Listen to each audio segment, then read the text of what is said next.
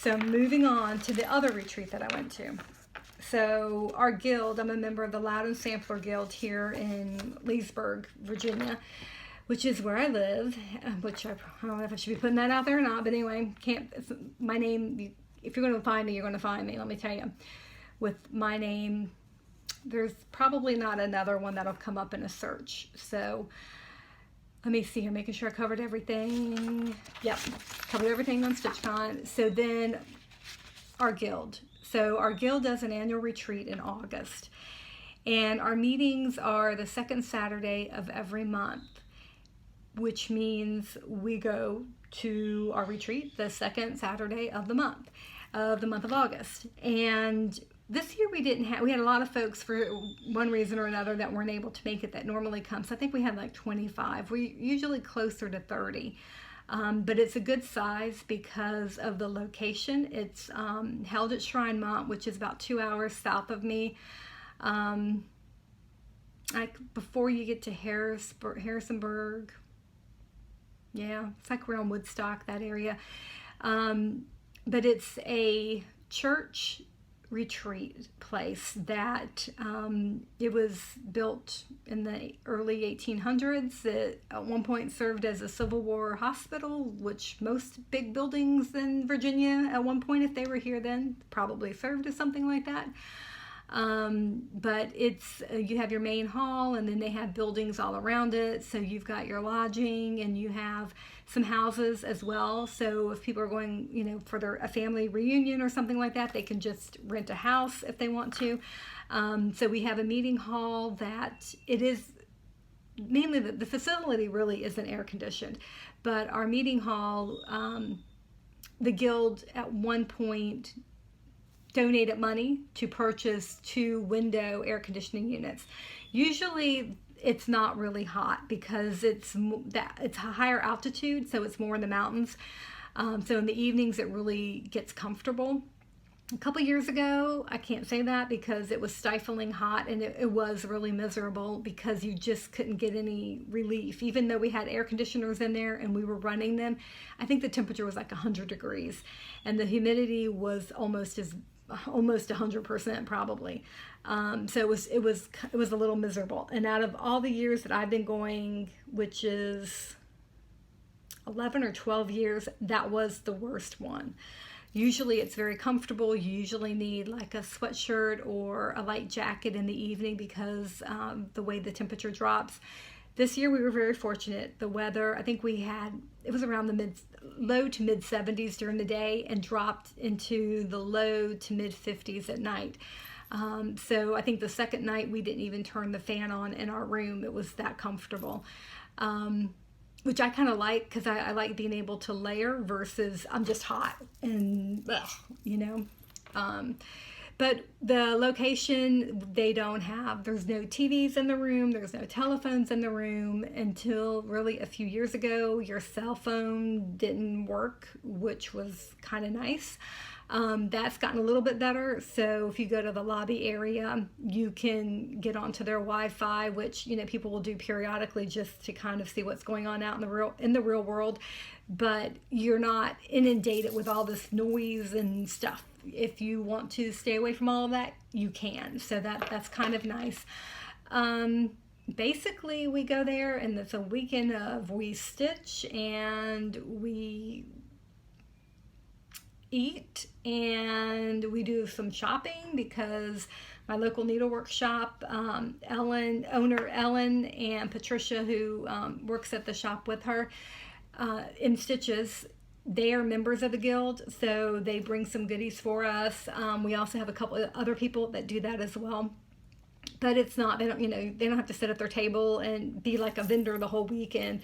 Everything's in the same room, so you can relax. Most of us, if we're shopping and getting stuff from Ellen, we just kind of start stuff and then we check out on Sunday instead of doing multiple checkouts. So I got a bunch of stuff from her this year, which I'll show. I'm trying to think what else.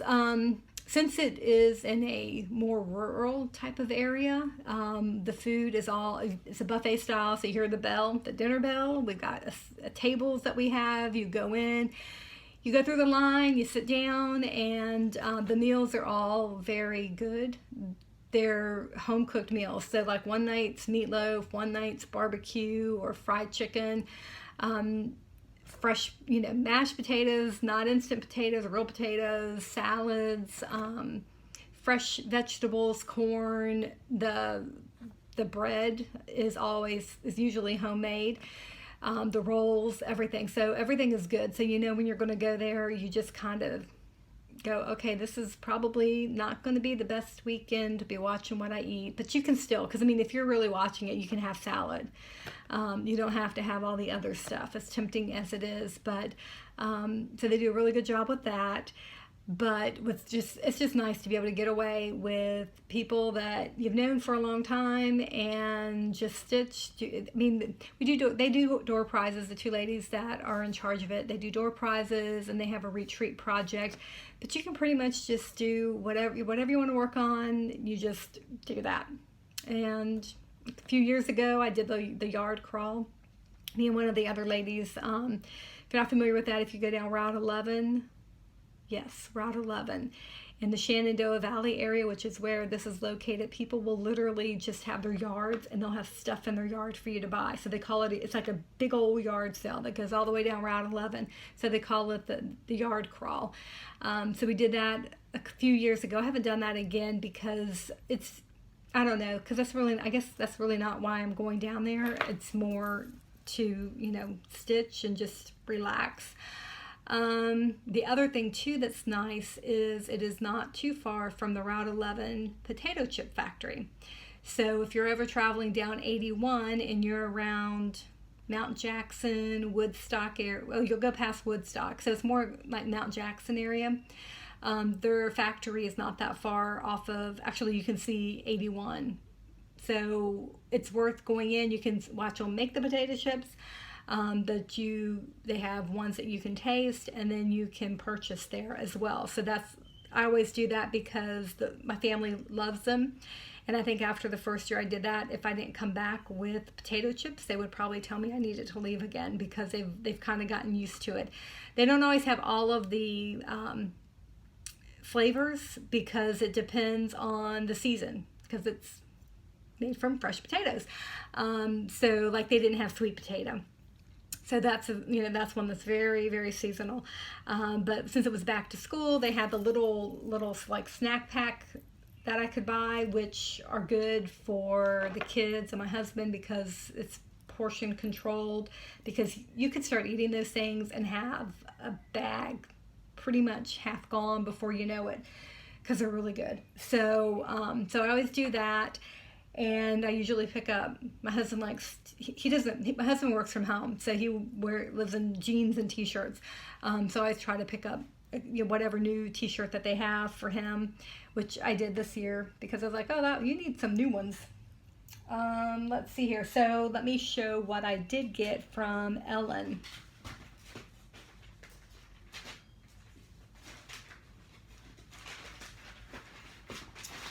All right, I have to dig around in my basket here because I try to section everything based off of where I bought it from.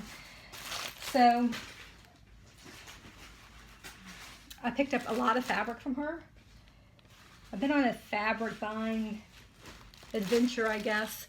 So I did do that, and she also had a bucket, like one of those plastic crates, full of charts that she had for $1, $2, $3, and silks. That there was another thing that she put out on the table of silks that she was no longer carrying, so they were at a pretty good price too. So I was really bad when it came to the silks, I'll admit that. So I picked up Weeks Dye Work Confederate Gray. And this is a good size piece. It is 32 count, so let's see here, it is, measures 13 by 17, so it's a good size. And Eleanor Rigby called for Confederate Gray. And I had a hard time finding it because I ended up doing a different fabric that was more of a gray, a mottled gray. It may have been this one here. It may have been Flagstone that I used. So this is 32 count vintage Flagstone by Lakeside Linen. Lakeside Linen I love. I love, love, love. The colors, I don't like the huge modeling that some of the fabrics have. Theirs is really subtle when they do that, and their fabric is so soft. I mean, it's just like, you can almost see me through. You can almost see through it, but it's just really fine linen. So this is Flagstone, vintage Flagstone. Excuse me. Let me fold it the right way, because that will drive me crazy. There we go. Still don't think I got it the same way, but that's okay. I'll fix it. So I picked that up. And then let's see here. This is another color I picked up. It's 30 count, Weeks Dye Works. It's Dove, and it's also 13 by 17 cut. So I thought this was a nice, it's got a little bit of variegation there, but it's very subtle. You can see it very lightly there. But their fabric's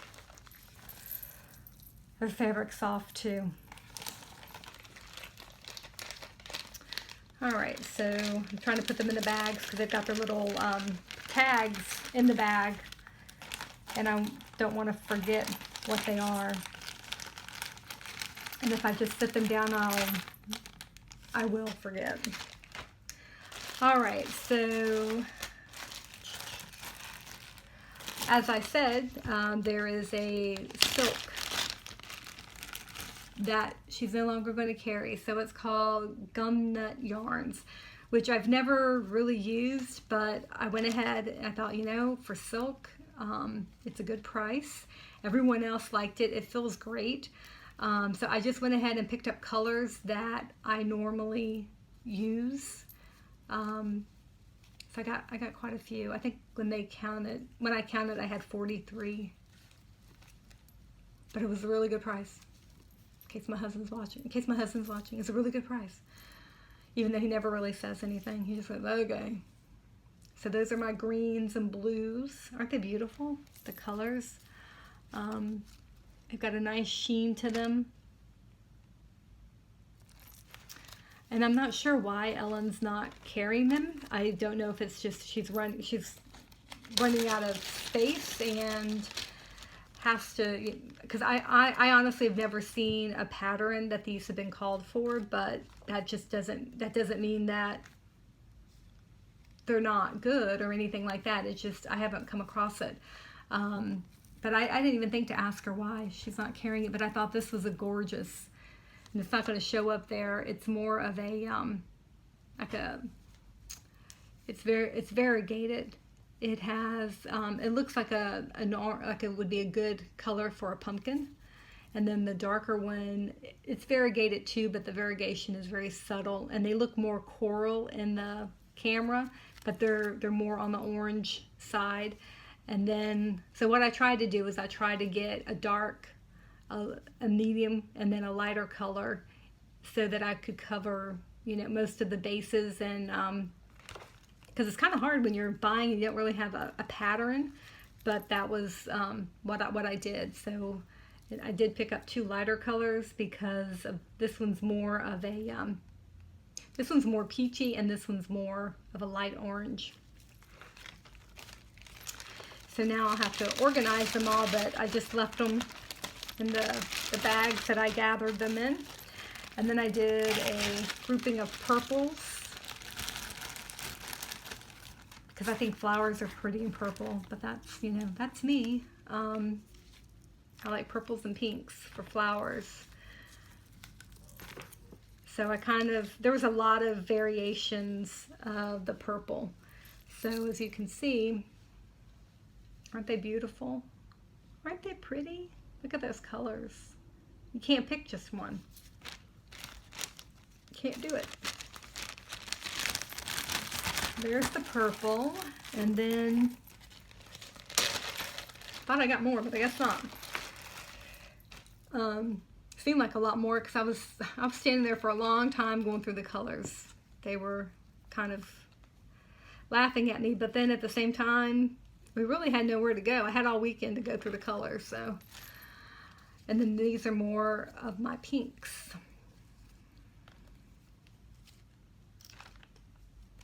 So those are, let's see how pretty, they really are pretty colors. Get that one so you can see it as well. And that one you can see a little bit of the variegation. The camera doesn't really like to pick them up, does it? But they're pretty. And then I did some yellows. So I kind of covered all the bases. And then I'll just have to organize them all and put them on my wall. And then she also had some odds and ends. I did pick up some browns as well. I think I hit mainly her, what she was trying to purge of. How's that? But that's okay. They can come over to my house. So that is the threads I picked up. And then she also had some things in her clearance bin of needles. So they're not, I don't know if they used them, if model stitchers used them or if they popped them out of the store for some reason. But they're not full packs. But I went ahead and picked them up because I don't care if they're full packs or not. They'll work just fine for me. They're John James Tapestry Petites. Those are, I got 22 count and or size 22 and size 24. Because they'll just come in handy at some point. And then for some reason she had needle minders, so I picked that up. That might be a good stitching gift for one of my friends. All right, so that was all Retreat, what I picked up from Ellen, then Stitches, and then she had charts. So I went through the charts, and oh, I did buy. Okay, this one I picked up. It's the Bells on Christmas Day. This was not in her discount bin. This was in her new charts and everything. I went ahead and picked it up because I hadn't yet, and I just thought that everything I bought from her was in the other bin, but that's not the case. That and the fabric were not, they were not in the discount area. But I did pick up this one. So I'm not really a hearts person, but my mother is. Oh my goodness, my mother is all about the hearts. Whenever one of my cousin's kids, when she was in Tennessee, helped her with her phone, and so whenever she sends something in Facebook, it's got, when she types something in, the end of it is footprints and a heart, footprints and a heart, footprints and a heart. So she's into hearts. So I thought this would be, I know what the words say, which isn't necessarily appropriate to stitch something for your mother, but I can come up with something else to put in where the words are at. But when I saw it, I was like, that reminds me of my mom.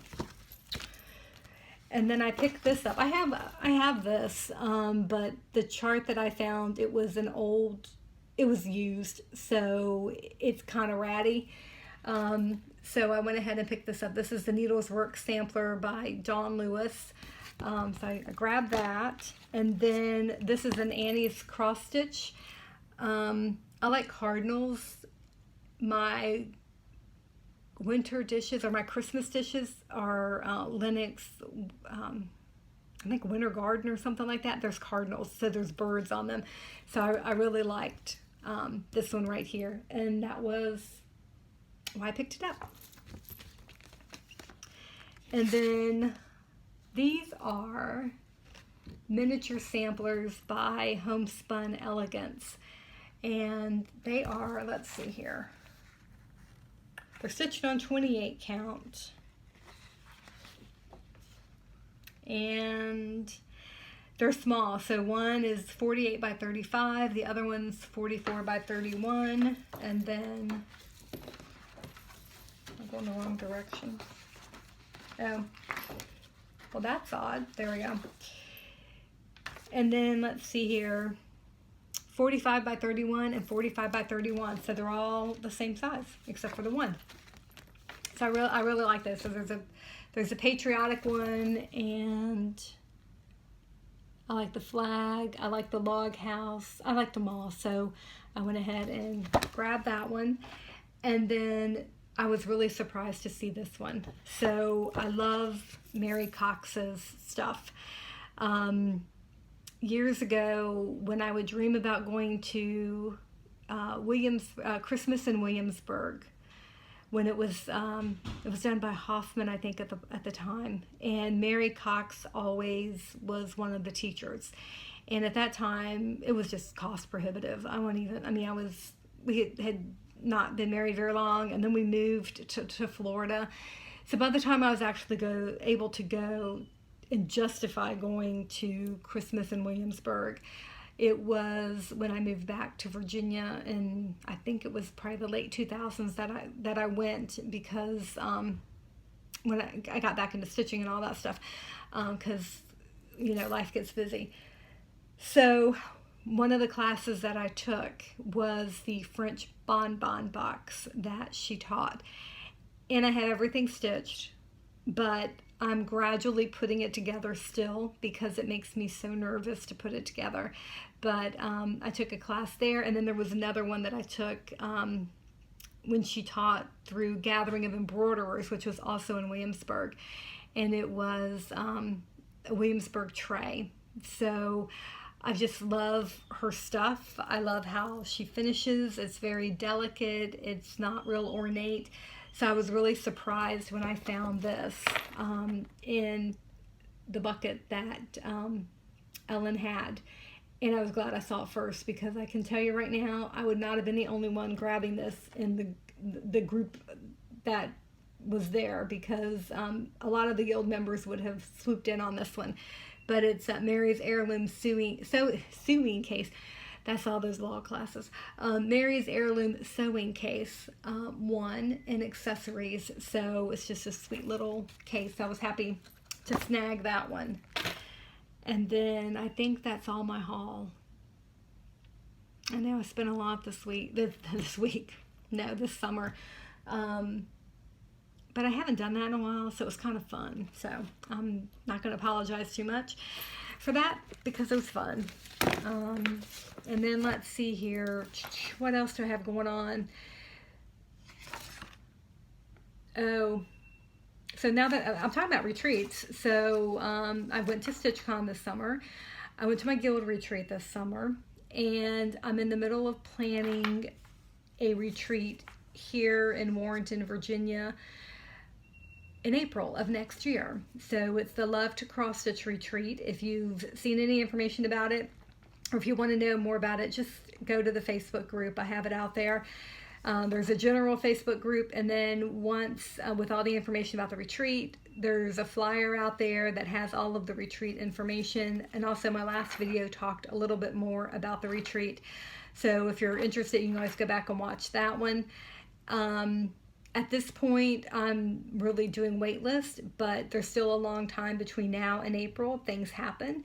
So if someone is unable to attend and you're on the wait list and you're the next one on the wait list and can go, then you would have an opportunity at that point to attend the retreat. So it is with Priscilla and Chelsea. So if you watch their FlossTube, when I was at the Midwest Cross Stitchers Retreat in May, and I was talking to them, I just threw out there, have you any interest in coming to Virginia? And Priscilla said, yeah, they would.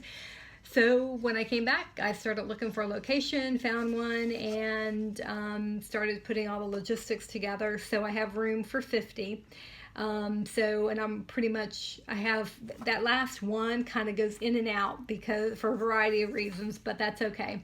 So if you're interested, go ahead and join the group. There's information there. And once again, it's a Love to Cross Stitch Retreat.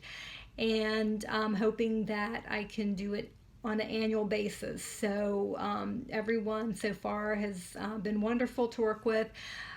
Getting everything lined up. It is a location that it's an older home that's been converted into a conference center. So the gardens are unbelievable. So the springtime in Virginia is when everything will be blooming and coming out. So I'm hoping the weather will be not the hot and humid like we get in July and August, but comfortable, cooler temps, and everything starting to bloom. The meeting rooms overlook the gardens, so you can sit there and see the gardens pretty much all day while you're in the stitching room. And on one side they have the traditional English style gardens, so I'm looking forward to it. But I'm also in the middle of, doing the logistics for that as well. And I know as it gets closer, it's going to get a little bit more hectic, but I'm trying to do things now that they can sit. I can go ahead and do name tags and put them aside. So that's the kind of stuff I'm doing right now. Let's see here. I do have stitching. I know, don't be shocked. So here's my Strawberry Fields Forever. So this is part of the Beatles, what is it? The Magical Bus or something like that. I can't even remember. Let me see if I have the chart. I do. I have the chart. So it is part of the Magical Mystery Tour series. So that's the chart, and it's a blackbird design. And this is how far I've gotten. So I did start this at StitchCon. So I'm making progress. I don't have a ton of time to stitch. I mean, between work and my mother-in-law moving out and getting my house back in order and school, I don't.